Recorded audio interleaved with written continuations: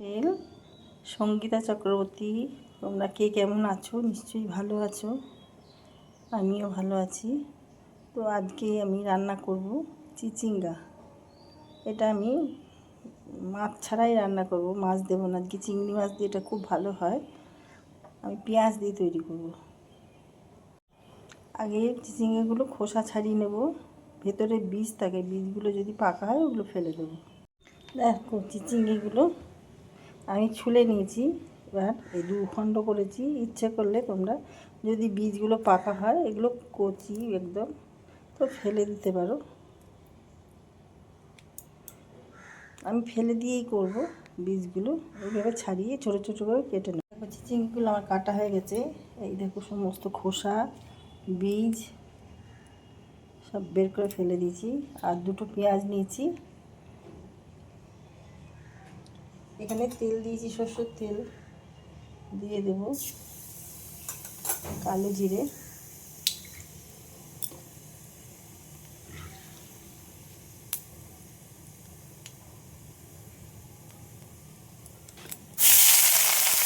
পেঁয়াজগুলো দিয়ে দিলাম। আর এই পেঁয়াজ দিয়ে চিচিঙ্গা করবো। আমি 1 চামচ সর্ষে আর তোমার সাদা সর্ষে আর পোস্ত 1 চামচ নিয়ে এটাকে পেস্ট করে নেব। নিয়ে আমি চিচিঙ্গার মধ্যে দেবো, চিচিঙ্গার জন্য আগে গুঁড়ো করে নেব। এর মধ্যে 3টে কাঁচা লঙ্কা দিয়ে দিলাম। এবার দিয়ে দেবো জল। পেঁয়াজগুলো ভাজা হয়ে গেছে, আমি এবার চিচিঙ্গাগুলো দিয়ে দেবো এর মধ্যে।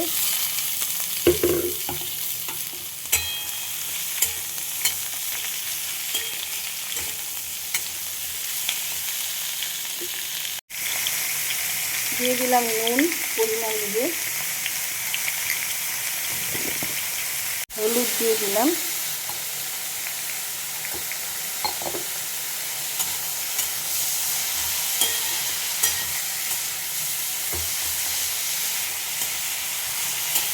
এইভাবে আমি একটু ভাজা ভাজা করে নেব। দেখো চিচিঙ্গাগুলো ভাজা হয়ে গেছে, আমি ঢেকে দিয়েছিলাম। এবার যে সর্ষে পোস্তটা বেটে রেখেছি সেটা দিয়ে দিলাম মধ্যে। অল্প একটু জল দেবো, অনেকটা পোস্ত সর্ষে মিশিয়ে লেগে আছে, মশলা লেগে থাকে, ওই জন্য ধুয়ে জলটা দিয়ে দিলে পুরোটাই মশলা এর মধ্যে চলে যায়। খেয়ে তোমরা কীভাবে খাও, কীভাবে রান্না করো জানাবে। চিচিঙ্গা আমি অনেক রকমভাবেই করেছি, পুর ভরেও করা যায়, এমনিও করা যায়, চিংড়ি মাছ দিয়ে করা যায়। আবার আমি ঢেকে দিলাম,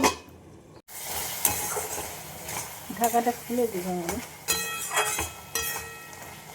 এর মধ্যে দিয়ে দেবো একটু চিনি, টেস্ট ব্যালেন্সের জন্য। তোমরা পরিমাণ বুঝে দেবে, কে কত মিষ্টি খাও। দেখো চিচিঙ্গাটা রান্না হয়ে গেছে, আমি এবার নামিয়ে ফেলবো।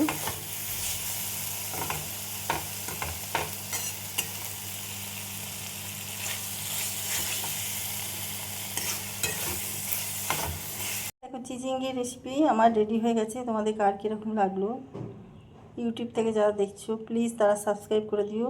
আর ভিডিওটা কেমন লাগলো লাইক শেয়ার কমেন্ট করে আমাকে জানাতে ভুলো না। অতি অবশ্যই আমার সাথে থেকো।